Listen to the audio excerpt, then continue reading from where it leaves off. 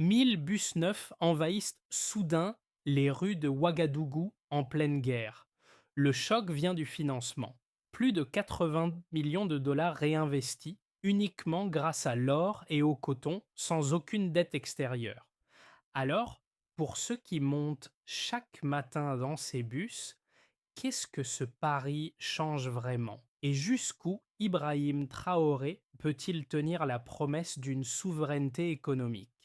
Parce qu'ici, le transport n'est qu'un début. Cette histoire ne promet pas seulement un récit spectaculaire, elle propose un test concret. Le projet des 1000 bus engage une question centrale. Un État en guerre peut-il financer seul une infrastructure lourde sans s'endetter, tout en maintenant des services publics essentiels? L'enjeu dépasse largement la mobilité urbaine. Il touche à la crédibilité d'un modèle économique fondé sur les ressources internes, dans un contexte régional marqué par l'instabilité et la pression sécuritaire. Pour le Burkina Faso, le risque est double: réussir et ouvrir une voie nouvelle, ou échouer et renforcer l'idée que l'autonomie économique reste une illusion dangereuse. Dans cette équation, chaque décision compte, depuis la gestion des revenus de l'or et du coton jusqu'à la capacité de maintenir la transparence annoncée. Ce que ce projet met réellement à l'épreuve, ce n'est pas seulement une flotte de bus, mais la solidité d'une stratégie portée par l'État, incarnée par Ibrahim Traoré et observée bien au-delà de Ouagadougou. Plus de 80 millions de dollars ont été injectés sans aucune dette extérieure, dans un pays en guerre, soumis à des attaques terroristes et à une pression budgétaire constante. Ce chiffre a surpris jusque dans les cercles d'experts les plus prudents. Cette mini-révélation résume le cœur du pari. Le projet des 1000 bus n'est pas né d'un prêt international, ni d'un programme d'aide multilatérale, mais exclusivement des revenus de l'or et du coton. C'est là que le récit bascule. Dans un environnement où la plupart des États africains financent leurs infrastructures par l'endettement, le Burkina Faso a choisi une voie radicalement différente. Ibrahim Traoré a assumé ce choix comme un acte de souveraineté, autant économique que politique. Le contexte rend cette décision encore plus singulière. Le pays fait face à une insécurité persistante, à des déplacements internes de population et à une économie fragilisée par les conflits. Dans ce cadre, immobiliser des dizaines de millions de dollars dans un réseau de transport urbain pouvait sembler secondaire, voire risqué. Pourtant, le raisonnement avancé repose sur une logique simple. Sans mobilité, l'économie locale se grippe, l'accès aux services se dégrade et la cohésion sociale s'effrite. C'est ici que le projet prend une dimension stratégique. En finançant localement, l'État conserve le contrôle du calendrier, des coûts et des priorités. Les audits publiés, présentés comme une rupture avec les pratiques passées, visent à démontrer que la gestion nationale peut être rigoureuse. Cette transparence devient un élément central du récit, utilisé pour répondre par avance aux critiques sur la corruption ou l'inefficacité. Mais cette approche comporte aussi une fragilité structurelle. L'or et le coton sont soumis à des fluctuations internationales incontrôlables. En liant un projet aussi visible et si de catégoriser ses ressources, le Burkina Faso expose sa réussite à des variables externes. C'est précisément cette tension entre audace souveraine et vulnérabilité économique qui place l'initiative au cœur du débat régional et international. À Ouagadougou, le projet ne se raconte pas seulement en chiffres, mais à travers des trajectoires humaines. Dans les ateliers réaménagés de la capitale, de jeunes Burkinabés ont été formés à l'assemblage, à la maintenance et à la logistique des bus. Pour beaucoup, il s'agissait d'un premier emploi stable, acquis dans un contexte où les perspectives professionnelles restent limitées par l'insécurité et la fragilité économique. Cette montée en compétences rapide a servi de démonstration concrète. Le projet pouvait produire des effets visibles avant même sa pleine mise en circulation. Sur le terrain, l'impact s'est manifesté par une amélioration immédiate de la mobilité. Des lignes identifiées, des horaires réguliers et des véhicules neufs ont progressivement remplacé des minibus vétustes et imprévisibles. Les habitants des quartiers périphériques, longtemps marginalisés, ont commencé à accéder plus facilement au centre-ville. Les trajets, autrefois synonymes d'attente et d'incertitude, ont gagné en fiabilité, modifiant l'organisation quotidienne du travail, des études et des soins. Ce changement précoce a aussi joué un rôle symbolique. En pleine guerre, voir une infrastructure fonctionner a renforcé un sentiment de continuité étatique. Le message implicite était clair. Malgré la crise sécuritaire, l'État reste capable d'agir. Ibrahim Traoré a souvent présenté ses premiers résultats comme une preuve que l'investissement productif pouvait coexister avec l'effort de sécurité sans être relégué au second plan. Cependant, ses effets initiaux demeurent localisés.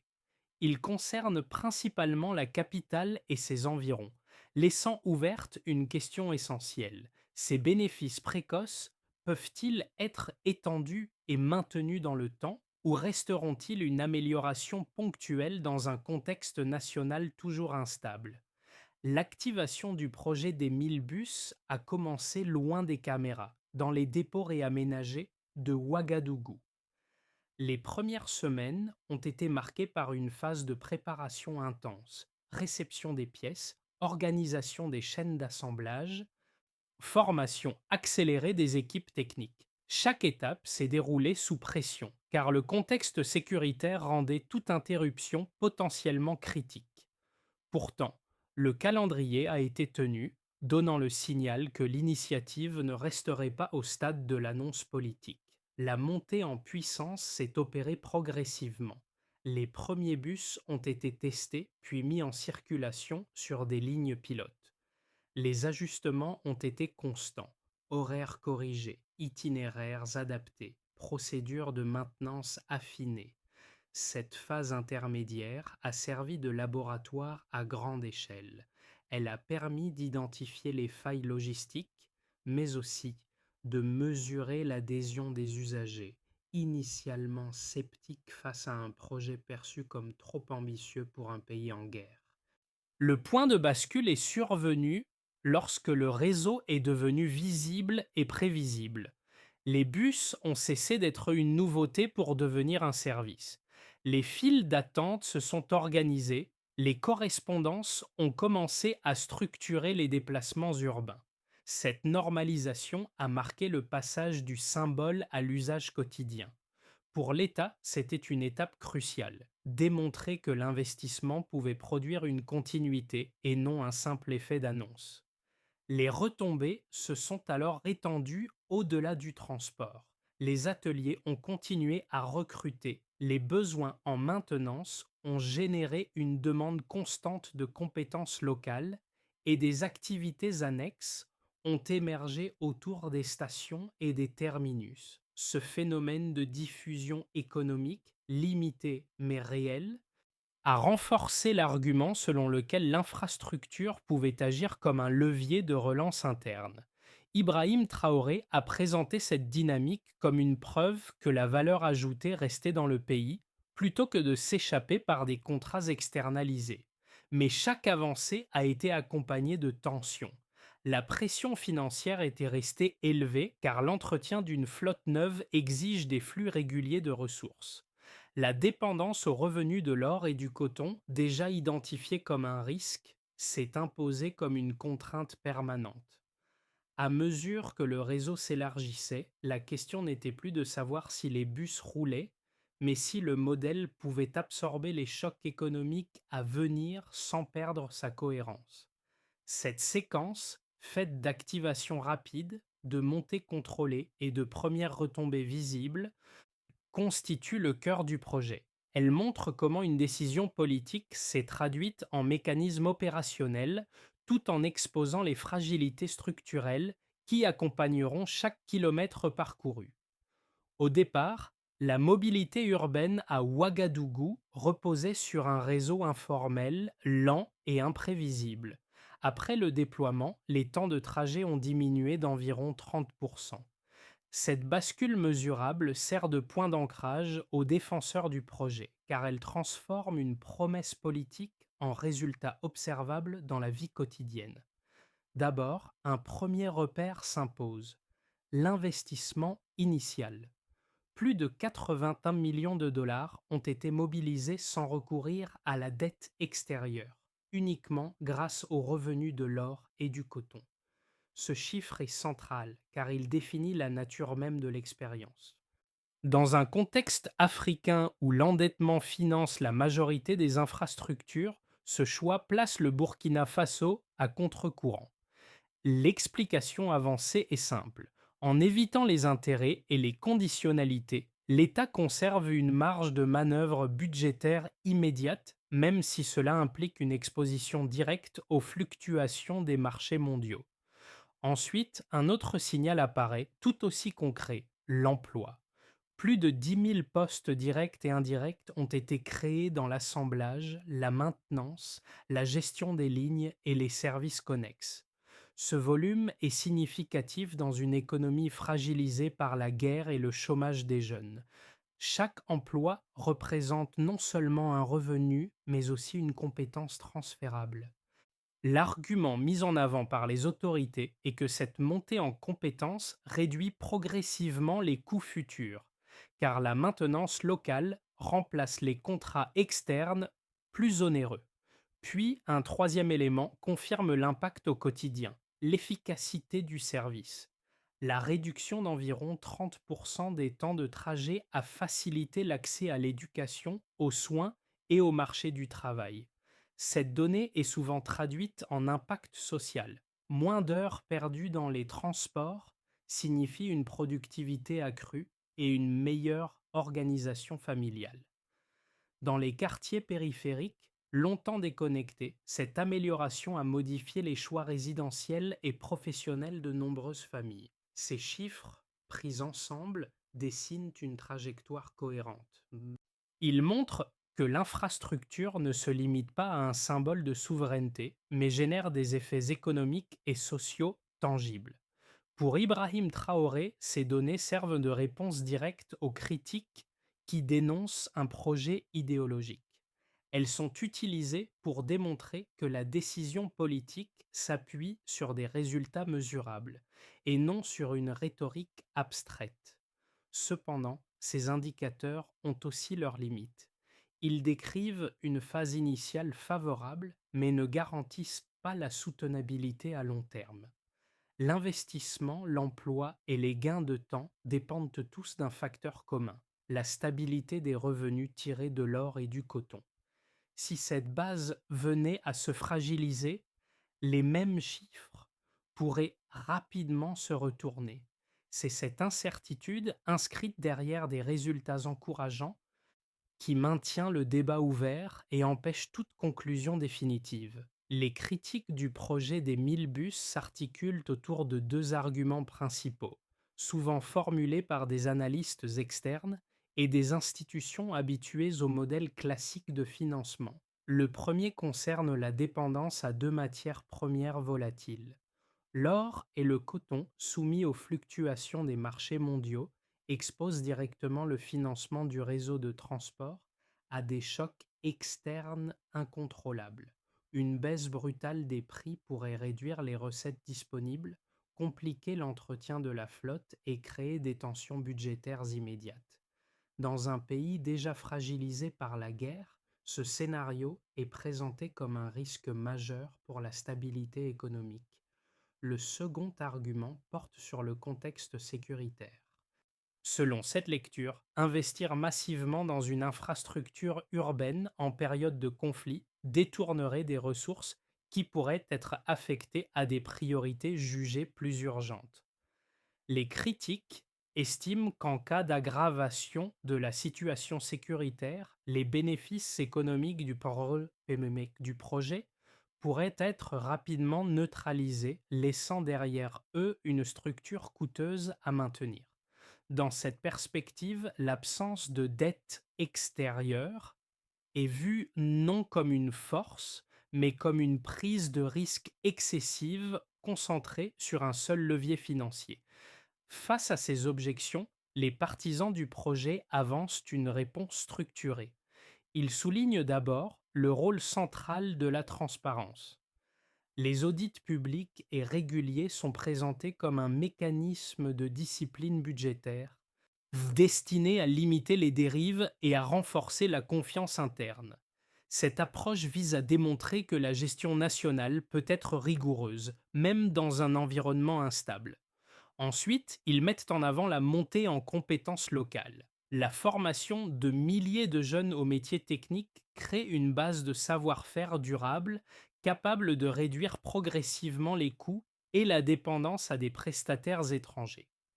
Un autre élément de réponse concerne la logique de résilience. En liant l'infrastructure à des ressources internes, l'État accepte la volatilité, mais conserve le contrôle. L'argument est que cette maîtrise permet d'ajuster plus rapidement les priorités en cas de choc sans subir de conditionnalité externe. Ibrahim Traoré et ses soutiens présentent ainsi le projet comme un apprentissage stratégique, où les risques sont assumés pour renforcer l'autonomie à long terme. Cette confrontation d'arguments ne désigne pas de vainqueur immédiat. Elle révèle plutôt une ligne de fracture entre deux visions du développement.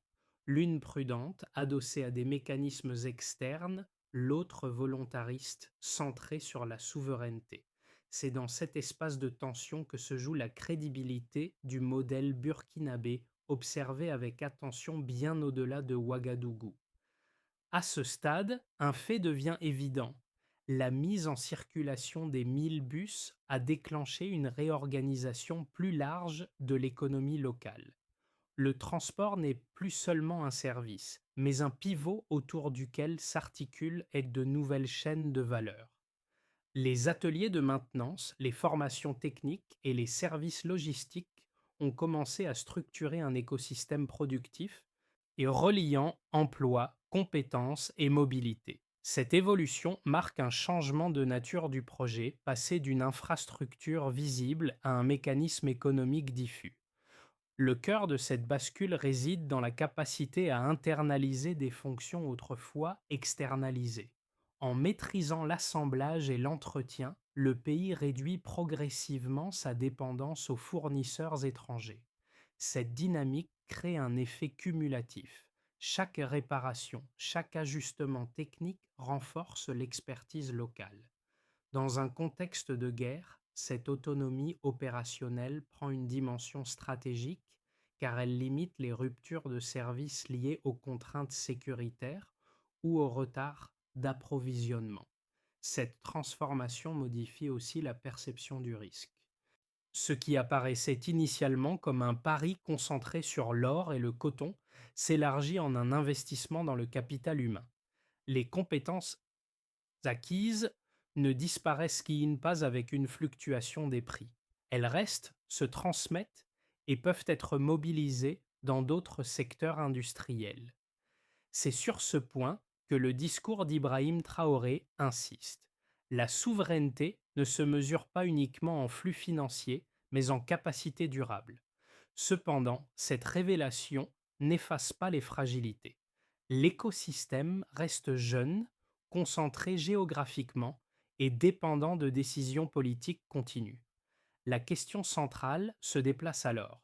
Le Burkina Faso saura-t-il consolider cette réorganisation économique avant que les contraintes externes ne s'imposent à nouveau? Pour l'État, le projet des 1000 bus a d'abord produit un effet institutionnel. La capacité à financer, déployer et maintenir une infrastructure visible sans dette extérieure a renforcé la crédibilité de l'action publique. Dans un contexte de guerre, cette démonstration compte autant que les résultats économiques. Elle alimente un discours de souveraineté et sert d'argument dans les relations régionales. Ibrahim Traoré utilise ces effets pour montrer que l'État n'est pas uniquement mobilisé par la sécurité, mais aussi par la continuité des services essentiels. Pour les entreprises locales, les conséquences se traduisent par une nouvelle demande structurée. Les ateliers de maintenance, la production de pièces détachées et la gestion des stations ont créé des opportunités pour des acteurs locaux jusque-là marginalisés. Cette activité régulière, même limitée, a stimulé des chaînes d'approvisionnement internes. Elle a aussi réduit certaines importations, ce qui renforce l'argument selon lequel la valeur ajoutée circule davantage à l'intérieur du pays plutôt que de s'en extraire. Pour les citoyens, l'impact est plus direct. La réduction d'environ 30% des temps de trajet a modifié les arbitrages quotidiens. Les travailleurs arrivent plus régulièrement à l'heure, les élèves accèdent plus facilement aux établissements scolaires et les familles gagnent du temps pour d'autres activités. Dans les quartiers périphériques, cette amélioration a réduit un sentiment d'isolement ancien en rapprochant physiquement et symboliquement ces zones du centre urbain. Ces bénéfices concrets expliquent l'adhésion progressive d'une partie de la population. Pour les territoires, enfin, le projet a amorcé un rééquilibrage limité mais réel. Les lignes de bus ont connecté des zones jusque-là mal desservies, facilitant les échanges de liens économiques et sociaux. Cette meilleure accessibilité a favorisé l'émergence de petits pôles d'activité autour des axes de transport. Même si l'impact reste concentré sur Ouagadougou, il suggère un potentiel d'extension à d'autres villes, sous réserve de ressources suffisantes. Ces conséquences, prises ensemble, forment le principal dividende politique et social du projet. Elles montrent comment une infrastructure peut agir simultanément sur plusieurs niveaux, de l'État aux individus. Pour Ibrahim Traoré, ce faisceau d'effets sert de justification centrale. Le pari n'était pas seulement économique, mais aussi social et territorial. Et reste à savoir si ces gains pourront être protégés face aux chocs à venir. Une première trajectoire se dessine, celle d'une stabilisation prudente. Dans cette trajectoire, les revenus tirés de l'or et du coton restent globalement stables, permettant de couvrir l'entretien de la flotte sans expansion majeure. Le réseau continue de fonctionner principalement à Ouagadougou avec des ajustements budgétaires réguliers pour éviter les déséquilibres. L'État privilégie la consolidation plutôt que la croissance en maintenant les audits et en renforçant la formation des équipes existantes. Ce scénario limite les risques, mais cantonne l'impact du projet à une échelle urbaine sans transformation nationale rapide. Une seconde possibilité s'ouvre, plus ambitieuse, une dynamique plus favorable. Si les conditions économiques et politiques s'améliorent, et si les prix des matières premières restent élevés, une extension progressive vers d'autres villes devient envisageable. De nouveaux ateliers pourraient être ouverts, accompagnés de programmes de formation élargis. Le projet évoluerait alors d'une expérience urbaine à un levier de développement national. Cette trajectoire renforcerait l'industrie locale et attirerait potentiellement des partenaires extérieurs intéressés par le modèle sans pour autant remettre en cause l'absence de dette. Et, à l'inverse, un troisième risque apparaît, celui des pressions cumulées. Une chute brutale des prix de l'or ou du coton, combinée à une dégradation sécuritaire, mettrait le système sous tension. Les coûts d'entretien augmenteraient tandis que les recettes diminueraient, obligeant l'État à réduire le service ou à différer des réparations essentielles. Cette situation nourrirait les critiques les plus sévères, remettant en cause la viabilité du modèle et fragilisant la confiance des usagers. Le projet deviendrait alors un symbole de vulnérabilité plutôt que d'autonomie. Ces trois trajectoires montrent que l'avenir du projet ne dépend pas d'un seul facteur, mais d'un équilibre fragile entre choix politiques, contexte sécuritaire et conjoncture économique. La question centrale n'est donc pas de savoir si le modèle est audacieux, mais s'il peut être ajusté avec lucidité face à l'incertitude, sans perdre la cohérence qui fait aujourd'hui sa singularité. Pour de nombreux travailleurs urbains, le changement se mesure en minutes gagnées et en fatigue évitée. Des trajets plus prévisibles permettent de mieux organiser les horaires professionnels, de réduire les retards et d'augmenter la stabilité des revenus. Cette régularité, souvent sous-estimée, joue un rôle important dans une économie où l'incertitude domine déjà de nombreux aspects de la vie quotidienne. Le bus devient alors un outil de normalisation apportant une forme de continuité là où tout semble fragile. Pour les familles, l'impact est également tangible. Les parents peuvent mieux synchroniser les déplacements vers les écoles, les hôpitaux et les marchés. Moins de temps passé dans les transports signifie plus de temps consacré aux enfants et aux activités domestiques. Dans certains quartiers périphériques, cette amélioration a modifié les choix éducatifs en rendant accessibles des établissements auparavant trop éloignés. Le projet agit ainsi indirectement sur l'égalité des chances, sans passer par des politiques sociales explicites. Pour les jeunes formés dans les ateliers, l'effet est plus structurel. Les compétences acquises offrent une insertion durable dans l'économie formelle au-delà du seul projet des bus. Ces savoir-faire techniques peuvent être réinvestis dans d'autres secteurs industriels, créant des perspectives à moyen terme. Dans un pays marqué par le chômage des jeunes, cette dimension est souvent citée comme l'un des bénéfices les plus prometteurs. Ces transformations du quotidien expliquent pourquoi le débat dépasse les cercles politiques. Le projet touche directement des expériences vécues, ce qui renforce l'adhésion, mais aussi les attentes. La question devient alors personnelle pour beaucoup. Si ce modèle améliore réellement la vie de chaque jour, comment peut-il être protégé et étendu sans s'effondrer sous son propre poids? Pour assurer la pérennité du projet, un premier levier devient incontournable: renforcer en continu la transparence.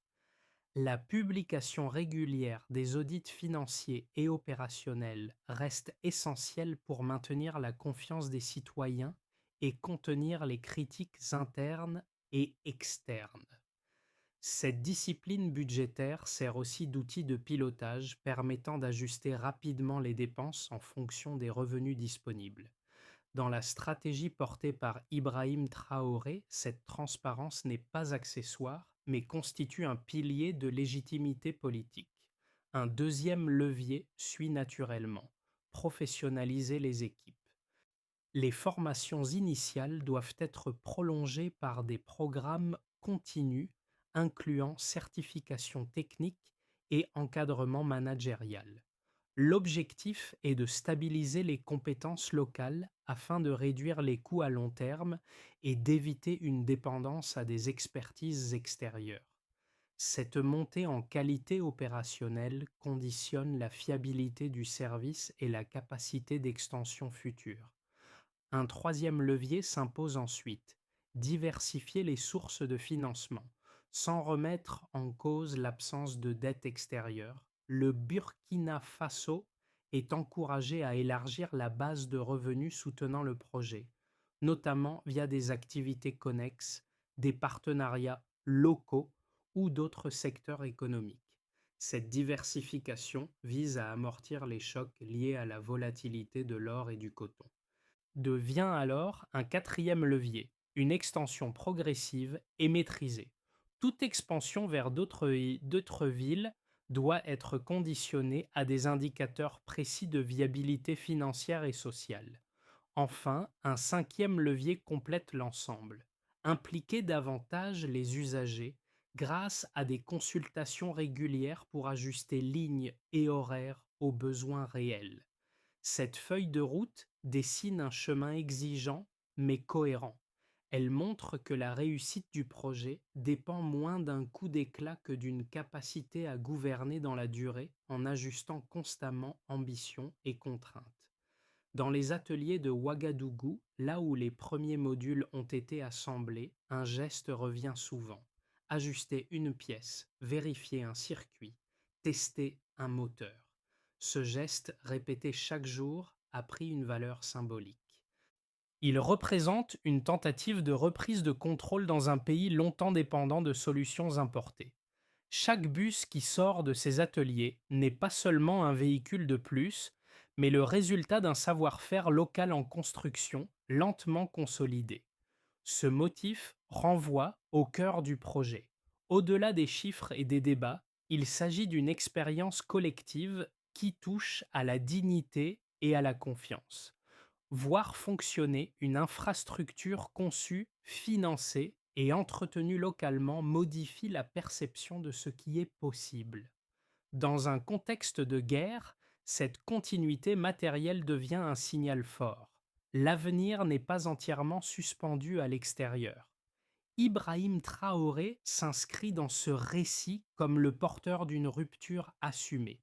Son pari n'est pas présenté comme infaillible, mais comme nécessaire pour sortir d'un cycle de dépendance. Le projet des 1000 bus cristallise cette volonté de faire autrement, même au prix de risques élevés. Il rappelle que la souveraineté ne se décrète pas, elle se pratique souvent à travers des décisions imparfaites mais visibles. Reste alors cette image finale, des bus circulant chaque jour, reliant des quartiers, des vies et des espoirs. La question n'est plus seulement de savoir s'ils roulent, mais ce qu'ils annoncent pour la suite. Le projet des 1000 bus dépasse aujourd'hui le cadre d'une politique publique locale. Il s'est transformé en point de référence, observé par d'autres pays africains confrontés au même dilemme.